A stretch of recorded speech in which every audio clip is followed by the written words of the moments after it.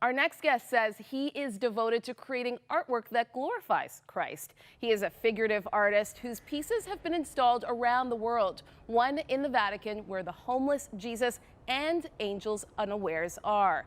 Tim Schmalz, welcome to the program. Thank you. I'm glad to be here. So Tim, you say that in order to create epic art, you need an epic subject. Tell us more about that.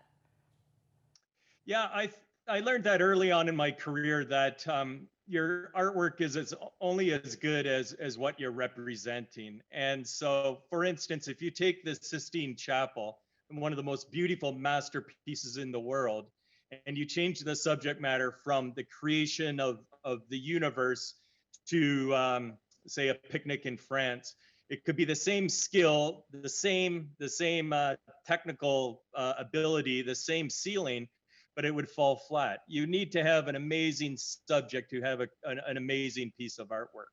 Yeah, well said. Well, St. Gregory the Great wrote that art is for the illiterate. How do you use your artwork and sculptures to educate people? Well, I think that's an amazing quotation because I oftentimes uh, basically believe that people don't have enough time to read or write in our culture today. What visual artwork does is it allows people to get this instant, almost visual bite and kind of intrigue them to investigate and to study more. And so oftentimes I think artwork is a gateway, an introduction, and it's also a reminder of some of the deeper spiritual things in our life.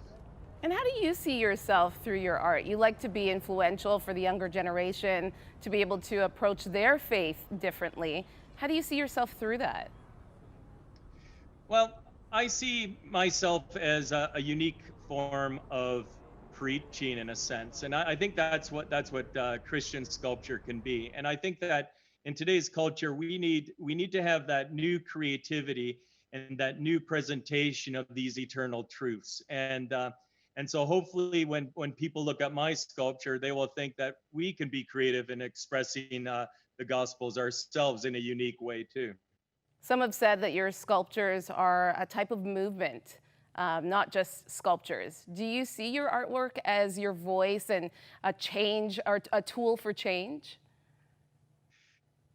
Well, I think it possibly could be interpreted that my sculpture is a change in the sense that what I like to do is I like to consider artwork, my sculpture, as a visual ambassador to our faith. And what I see in Christianity is something that's really hardcore.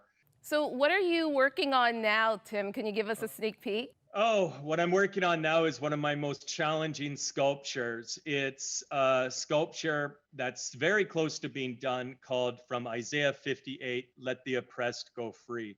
And what it is it's a sculpture about human trafficking. A slave from another century, Saint Josephine Bakita, is opening up the ground, and hundreds of modern day contemporary slaves, human trafficked people, are being released.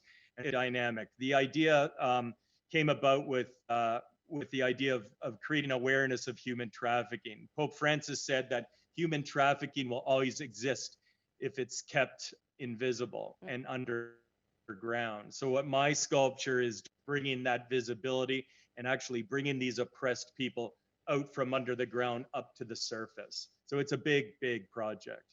Well, thank you so much for using your voice in that way. Again, sculptor and artist Tim Schmalz, thanks for sharing today. Thank you.